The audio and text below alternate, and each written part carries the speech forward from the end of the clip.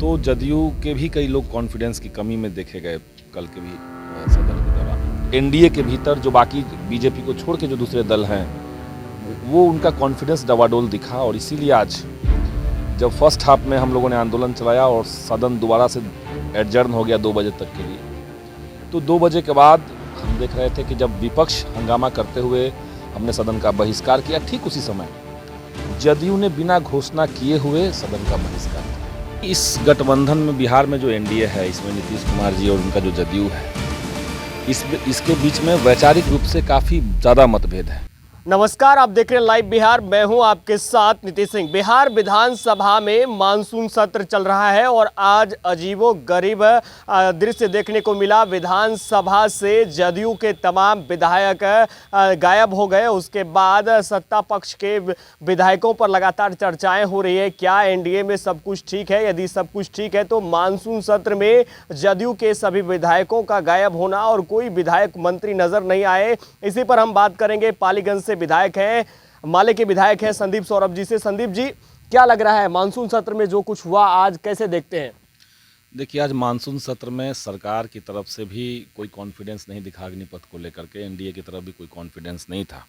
बल्कि ये तो हम लोग पहले ही देख रहे थे कि जदयू जो है वो अग्निपथ से खुश नहीं है। देश के तमाम युवाओं की ये भावना है कि अग्निपथ स्कीम जो सरकार लाई है वो उनके साथ छलावा है, इसलिए इस स्कीम को वापस लिया जाए। ये कोई स्कीम नहीं है बल्कि स्कैम है, घोटाला है ये। तो जदयू के भी कई लोग कॉन्फिडेंस की कमी में देखे गए कल के भी सदन के दौरान। और आज जो हुआ, आज हम लोगों ने फिर से वही मांग उठाई। हमारी बहुत सीधी मांग है। हम चाहते हैं कि बिहार विधानसभा, बिहार के लाखों करोड़ों युवाओं के जो संकट हैं, जो उनकी आकांक्षाएं हैं, जो वो झेल रहे हैं, जिन्होंने 3 साल से 4 साल से अपने शरीर को तपा करके अपने आप को आर्मी में जाने लायक बनाया है, उन सब के साथ जो छलावा हुआ है उस पे सदन में चर्चा हो, अग्निपथ पे सदन में चर्चा हो।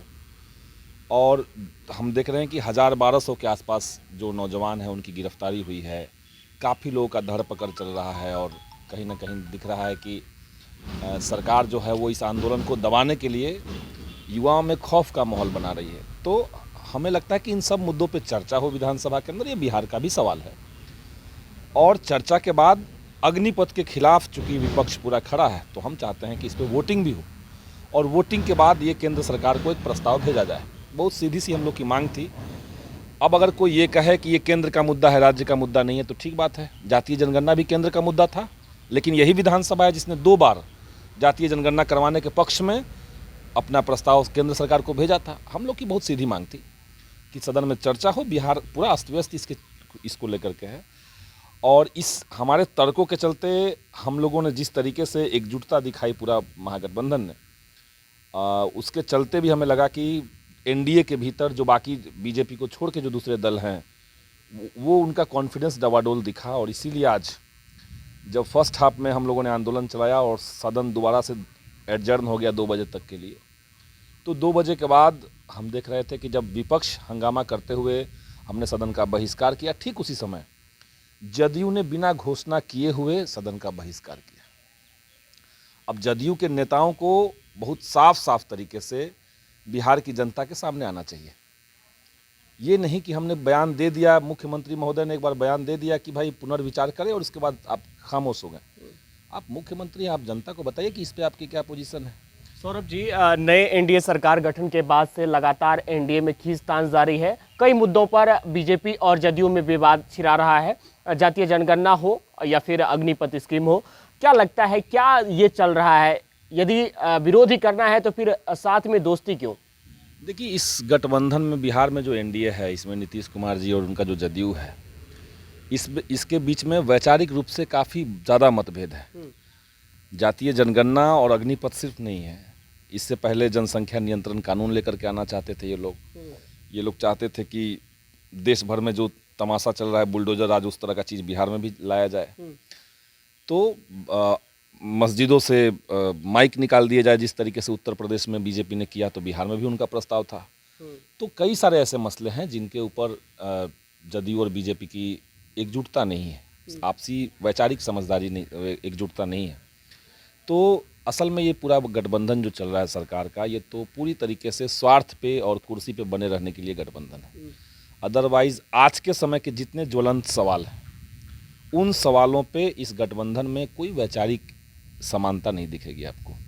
गठबंधन है इसीलिए कि आपको भी कुर्सी मिले और हमको भी कुर्सी मिले। आखिरी सवाल है, मानसून सत्र चल रहा है, जनता की आवाज़ विधानसभा सदन में उठाया जाता है, उन सवालों से कहीं हटके कुछ अलग ही देखने को मिलता है। लगातार सत्ता पक्ष में जो लोग हैं वही आपस में लड़ते नजर आते हैं, कुछ ऐसा ही नज़ारा आज भी देखने को मिला है। क्या लगता है इससे क्या फ़ायदा होगा बिहार के लोगों का? देखिए, सत्ता पक्ष के लोग आपस में लड़ते हुए नज़र तो नहीं आ रहे हैं, वो तो हम लोगों ने ब्रेक के बाद देखा है इस तरह की तस्वीर।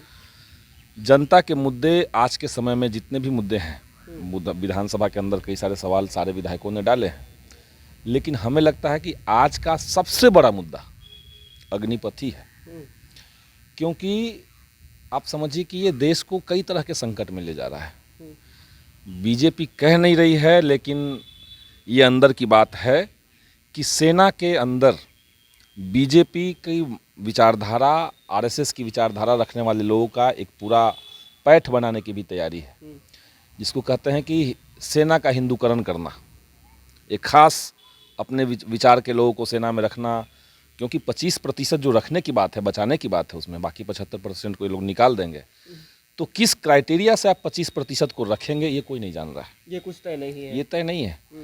और ये भी संभव है जिस तरीके से भाजपा संवैधानिक संस्थानों को अपने कब्जे में ले रही है, उसके प्रमुख पदों पर अपने लोगों को जिस तरीके से बिठा रही है, तो सेना के अंदर भी अपने लोगों को बिठा करके संभव है कि आरएसएस की जो शाखाएं चलती है उसके भीतर से लोगों को वहाँ अपॉइंट कर दे, तो सेना पे संपूर्ण कब्जा, एक तो ये भी मानसिकता इनकी हो सकती है। क्या पूरे मानसून सत्र में हंगामा ही देखने को मिलेगा अग्निपथ स्कीम को लेकर? अग्निपथ की गहराई इतना ज़्यादा है, इससे प्रभाव इसका इतना ख़राब है देश के अंदर, युवाओं के भीतर भी, देश की आंतरिक सुरक्षा के ऊपर भी, सेना की जो अपनी इंटीग्रिटी है उसके अंदर भी, कि ये तो मुद्दा रहेगा इस बार विधानसभा सत्र में। जब तक इस मुद्दे को लेकर के बहस नहीं होगी सदन के अंदर और जब तक इस पर वोटिंग नहीं होगा, तब तक हम लोग छोड़ने वाले नहीं हैं।